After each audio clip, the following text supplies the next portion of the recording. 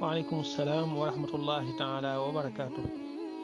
waaw kay di julli di roy ci imam boo xamee ne da ngeen a xaw a sore waaye nga di ko topp ci lu mel ne télé wala rajo loolu daganul ndax bu boobaa imam bi ak maamum bi duñ fekkante ci ponk yi lu mel ne rukuu yeeg sujjóot yeeg yooyu te loolu ci charte wérug julli la bokk.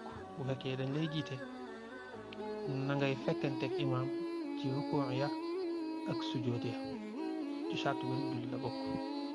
ku xam ne fi doxe xam nga ne lu ci ëpp télé yi day xaw a retard tuuti kiy julli imam bi dana ko jiitu nga xam ne imam bi mën naa sëgg ba siggi muy soog a agsi ci télé bi bu defee yéen du ngeen fa fekkante moo tax nañ ko bàyyi xel wal ilmu inda allahi taala wa bihi tawfiq.